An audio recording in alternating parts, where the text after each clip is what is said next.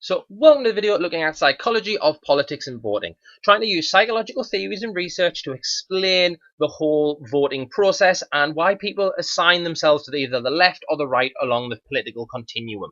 So the first thing we're going to look at is cognitive differences, how people think differently and how that'll affect their voting behaviours. This might be why that you've spent a long time arguing with your family and friends on social media or around the dinner table to try and decide who you should vote for, and why they can't seem to understand the way that you think. The first up is morality. In psychology, we tend to look at morality, the judgments of what is right and what is wrong, in kind of simplified situations. One of the most famous ones is involving this train. So there's a train coming along the tracks, and there's a group of people in the path of it.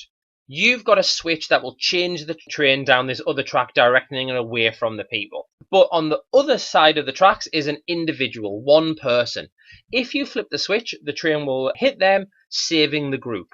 Do you save the group or not? We also do a more complicated version where instead of a switch, it would require you to push a person into the path of the oncoming train. And we look at kind of how people answer this question and the logic that they've used to assess moral values. With politics, it's a bit more complicated than that. John Haidt looked at morality and identified 5 different moral facets that influence whom people vote for. The first up is care, which is the tendency to cherish and want to protect other people.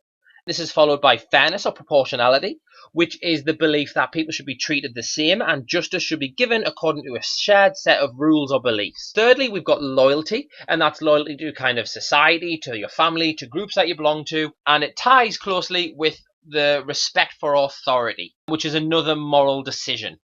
And finally, we've got sanctity or purity, which is a rejection or an abhorrence for disgusting things. So what we can look at is this simple left-right split between parties. Remember, the left-right split is actually on a continuum, so it wouldn't be as clear as this, but just a simplified left-right split. And we can see where these different morals tend to land. So in research that Haidt did, what they found was that liberals, those on the left, tended to value care for others and fairness as the 2 most important morals. Whereas those on the right, the more conservative people, emphasized loyalty, authority, and sanctity as kind of key characteristics. That isn't to say that each side doesn't value the other set of morals, but these are the morals that they found most in line with those ideologies. So, for example, they can look at the other ones. Fairness was respected a lot by the conservatives as well, but to them, fairness meant proportionality. They thought that people should get what they deserve for the amount of work that they put into something. They saw that as fairness, whereas the left tended to see fairness more as people being given equal opportunity. Graham et al. Is another piece of research that they looked at for this moral idea. So they asked people how much money would you have to be paid to do various tasks that broke one of these moral boundaries, such as kicking a dog in the head, fixing an election for the party that you choose, betting against a team that you support, swearing at a parent, or taking a blood transfusion from a child molester, which I'm not animating. Liberals were reluctant to harm the living thing or act unfairly, even for £1 million, but they were willing to betray group loyalty, disrespect authority, or do something disgusting, such as eating their own pets after they die. Conservatives, however, were much less likely to compromise on any of their moral views. Arn et al. Looked at a study about disgust. So what they did was showed people pictures that were disgusting or displeasing, such as severed limbs, or pictures of people with insects crawling on their faces, or they asked them questions, such as these ones here. And what they did was they measured their brains using an fMRI scan, and what we find is that right-wing or conservative people have more activity in the basal ganglia, and more activity in the amygdala, particularly the right amygdala, which are areas that process kind of disgust and other emotional reactions. So conservatives tend to respond to things that are disgusting with a more emotional response to those that are liberal. One of the researchers, Montague, identified that they were able to predict whether you are a liberal or conservative based on your brain scan with a 95% accuracy. Dodd et al. 2012 looked at a similar study. What they did was show people either disgusting or aversive images, neutral images, or images that were appetitive, images that people were liking. For example, they showed them a rabbit or children at play. They asked people to identify themselves as left or right on the spectrum, and then they measured their skin conductance when they were looking at those different pictures. What we find is that liberals' brains reacted more to positive situations, whereas the conservatives' brains reacted more to negative situations.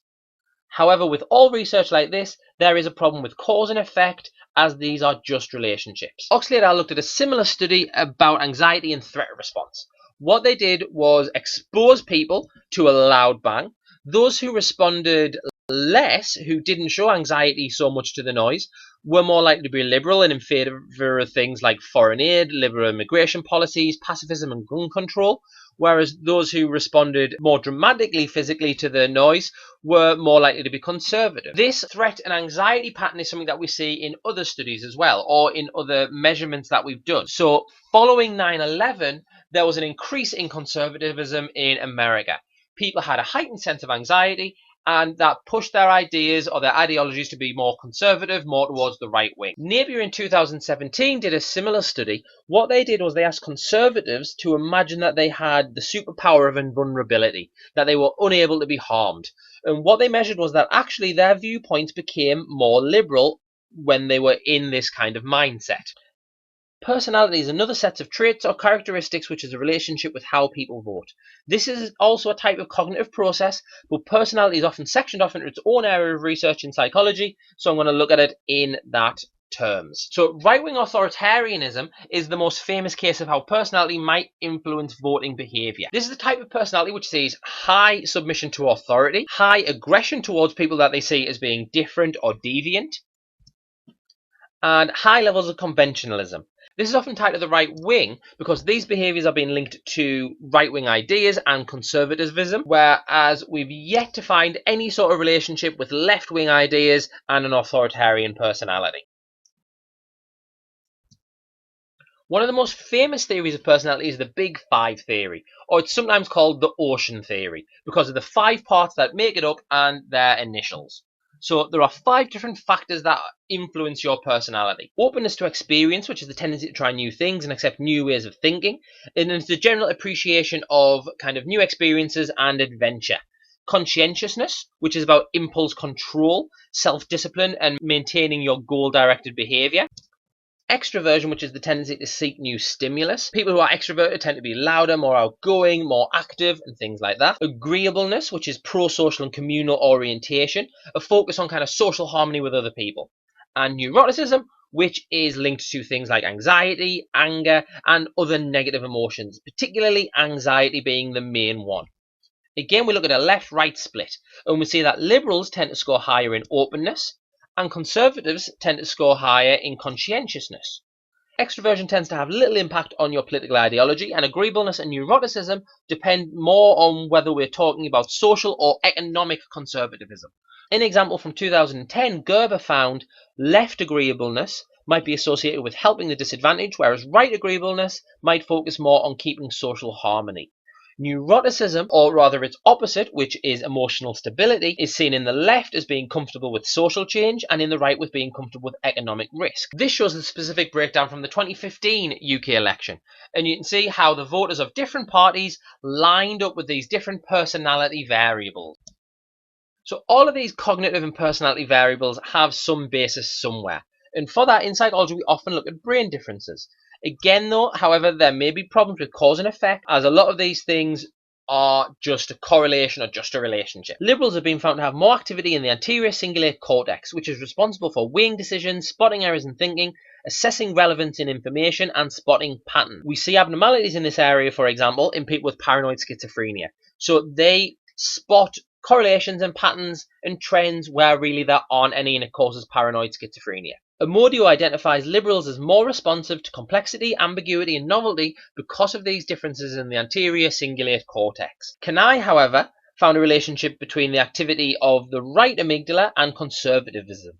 The right amygdala is associated with negative emotions like anxiety, disgust, as we previously talked about, and this could explain that more pronounced response to those sort of things and aversive stimuli. The suggestion is that conservatives tend to deal with things more emotionally before they deal with them logically.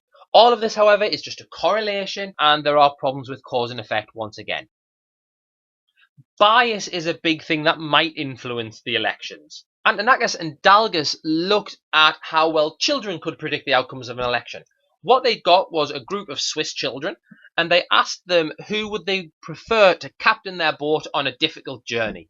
And then they showed them pictures of people running in the French national elections. What they found was that children were able to pick the winner of the election 70% of the time, roughly. So, and they were just going based on the physical features of that person's face. So the way a politician looks might influence who you decide to vote for. You've all no doubt either been involved or sat on the sidelines with popcorn as two people from different ends of the spectrum went at it on social media, with both of them coming away thinking that the other one is an uninformed or an unrealistic idiot. This is the process of naive realism. You think your own views are perfectly objective and correct, and everyone who thinks differently is either uninformed or biased. This is true whether people are to the right or the left of you on the spectrum. Even if you're already on the same side of the spectrum as them, if they're more to the left or the right, you think that they are unrealistic or that they are uninformed. This is true when people look at the media as well. Both sides of the continuum see media as being biased against them. Vallone et al. Showed this, where pro-Arab and pro-Israeli students were shown the same news coverage, and both sides reported it as being biased against their viewpoint. Surely, however, you could convince somebody. You're all reasonable people, and if you lay out the evidence which is completely incontrovertible, you'll sway them. But sorry, that's not how that happens. Your mind is set up in a way which makes sure that it doesn't happen. There are various different things that your mind does to protect you from having to change it. The first is confirmation bias. This is the way that you look for evidence that supports your view and you ignore information that goes against it. If you're given information that kind of goes against your view, you devalue it and make it seem less important. Lord et al. Tested this by giving people articles about gun control, for and against, and people rated the one in line with their previous opinion as being the most convincing and the best piece of research.